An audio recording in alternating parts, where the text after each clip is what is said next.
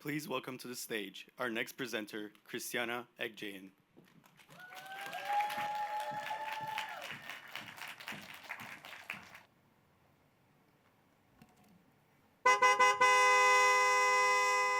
No, that is not coming from outside the theater, but it might as well be.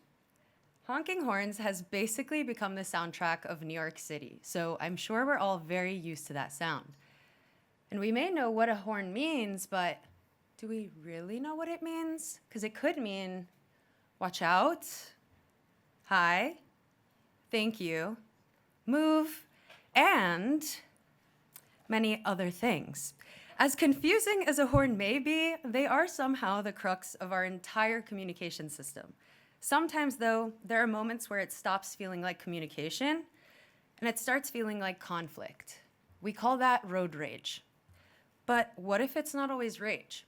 What if it's just miscommunication? What if we never actually gave drivers the tools to say what they mean? And I'm not just observing this, I'm experiencing it. I've always been into cars. I grew up in New Jersey, and if you don't know, driving in New Jersey is not just something you do, it's a personality.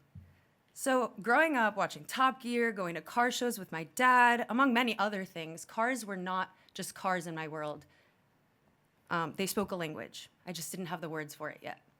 Hi, I'm Christiana Aghjayan, and today we'll be talking about the language of the road from noise to nuance. We've built cars that can do incredible things. They can park themselves, detect obstacles, and even drive without us. But the way we talk to each other on the road barely changed. We're making split-second decisions with almost no way to explain ourselves. And when that breaks down, everything else does too. Driving isn't just movement, it's communication. And if that's true, then we have a design problem worth solving. Thankfully, I was not the only one who noticed. Drivers aren't waiting for better tools, they're already building a system with what they have. Jahla Mahmoud, an assistant professor of linguistics, documented exactly that. Using mixed patterns of long and short honks to convey different meanings, essentially creating Morse code with their steering wheels. Drivers are building a language from scratch because no one designed it for them. So I went straight to the people whose job it is to change that. Designers, engineers, researchers, instructors, people thinking about cars from all different angles. Paul Amitai, an automotive sound designer, described exactly what the horn is and isn't doing right now. A horn becomes like a tool for when I'm trying to get across what I'm feeling right now. Trying to, but not getting there. And across all those conversations, the same thing kept coming up. We've designed cars to move efficiently, but not to communicate clearly. So what I did what any reasonable MFA student would do. I ran a Dungeons and Dragons campaign, but instead of fantasy characters, I created drivers. 10 different archetypes, from the road rager to the polite parker. You might already know which one you are, but I'll give you a second to decide. I put people in a room with toy cars in real road scenarios and set of decisions that they had to make in real time. And what came out of that was not a lack of emotion. It was a lack of tools. The language already exists. We just never designed for it. One participant said it better than I could. I feel like the absence of a sorry is almost worse, like, oh, you almost killed me, and no one acknowledges it. Crazy. That's not just road rage. That's someone trying to communicate and not being able to. The expression gap isn't just a tool problem, it's a fluency problem. So I stopped designing for one moment and started designing for the whole journey. I mapped the journey as a spectrum, 5 stages of becoming fluent communicator on the road, from feeling completely distant from car culture all the way to being wholly devoted for it. A project for each stage. First place I started was before the road, with people who don't see themselves as car people, because car culture can feel intimidating, technical, and exclusive. If you don't already speak the language, you really don't feel invited into it. So I designed Spot, a car spotting app where you collect cars through curiosity, not ownership, not expertise, but simply by noticing. On the inspo page, you could see recent spots from your crew and even log cars you've seen in real life. To post a spot of your own, you see a car, you scan it, and you can learn all about it. Every spot is added to your garage, and even some add to special collections. If you want to check on the spots you've already collected, check out the garage, your fleet and your collections all in one place. As your collection grows, so does your circle. The crew page lets you add people and find upcoming meetups in the community, something that started solo, turning into something shared. And the more you notice, the more you want to know. That became Are You Car Curious, an automotive peep show. A row of curtained shadow boxes, each with a cheeky prompt outside and an interactive reveal inside. A miniature peep show for car parts. 5 stations such as Pop My Top, Hear Me Purr, Check Out My Rear, Differential. Each one analog, hands-on, no instructions needed. Cars are hot, objectively. You don't need to be a car person to notice. Beautiful engineering, forms that have no business looking that good, and materials that you really want to touch. One peek, and suddenly, it's personal. That is the connection. And once that connection is there, what happens when you're actually on the road? You're not just experiencing cars, you're interacting with people. And that interaction is messy. So I designed Caravan, a tool for multi-car travel that helps groups stay connected in real time. You could see everyone in your group moving together on a shared route. With a built-in walkie-talkie, you can reach anyone in your caravan without ever leaving the drive. And if something changes, the whole group can easily adjust in real time. So instead of reacting, you're coordinating. And even when you are driving alone, you're never driving alone. There's so many people on the road you're constantly reacting to.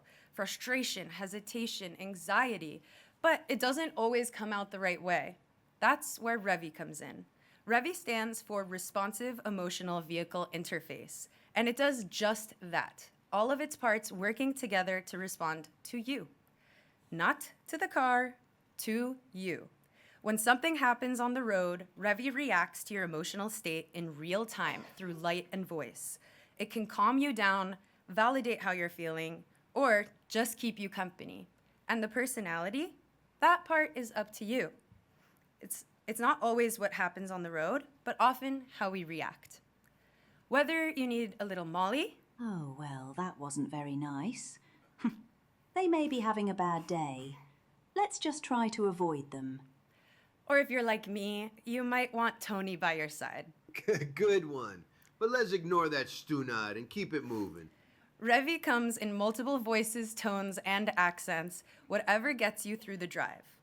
And after all of that, I started thinking about our relationship with cars as a whole. Not just how we drive them, but what they mean to us. Because for a lot of people, a car isn't just a car, it's their first car. It's a family car, and it's a memory tied to someone they love.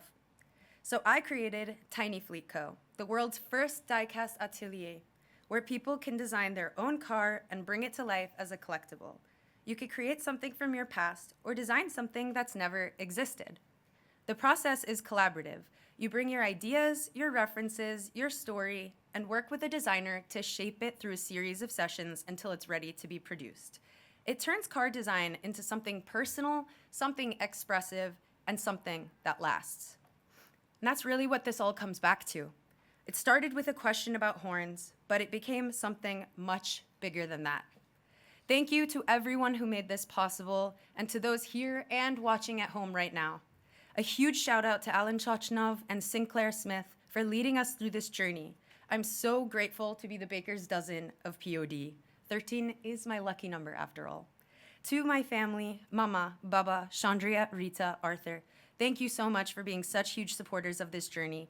Being an art student in an Armenian family is tough to understand, but I'm grateful for you cheering me on as I pursue this dream. None of this would exist without the people who let me chase it. The language of the road is not just a title, it's an argument. That driving has always been a language, and we just never designed it that way. So the real question is, what would it look like if everyone were fluent? I think it looks like this, but I would hope it's just the beginning. Thank you, and safe travels. Thank you, Anna. That was amazing Thank you. and funny. Thank you, I tried. You are always funny. I love the human touch and the voice. You know, as the auto industry moves more into automation and electricity and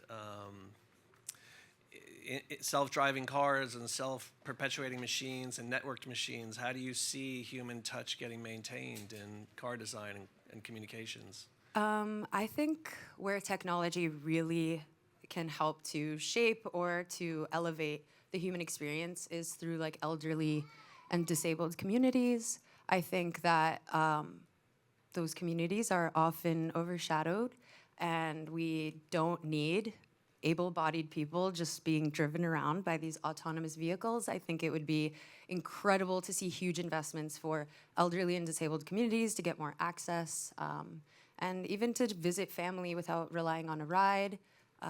Yeah, I think we need to be taking care of all humans for the tech to continue being human. So when you say getting places without relying on a ride, are you talking about an automotive industry that isn't automotive? Is that the Emperor's new car that we need? Yeah, Emperor's new car, I love that. That was in my thesis. Yeah. I still think that automotive could absolutely be possible in the future, but I do think an investment in public transit is just as fine. I just think access and innovation are the two things that need to coincide, because when we're only innovating for a certain population, that's not really innovation. You're pointing a finger at luxury. A little bit. A little bit. That's okay. Yeah. We're socialists. Yes, here. very much so. Progressive designers. Very progressive. So is there much movement in economy cars these days? In what way? Movement In design, in the market? Is that a place where companies are growing, or is it mostly in luxury?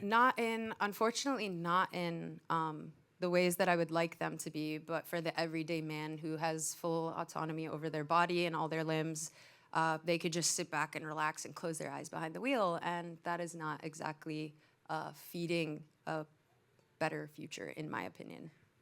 Totally agree. We need embodied experiences. We're embodied people. Yes, and we need to feel our experiences for sure. Thank you for reminding us. Thank you Thank for you, hearing Anna. me. Thank you.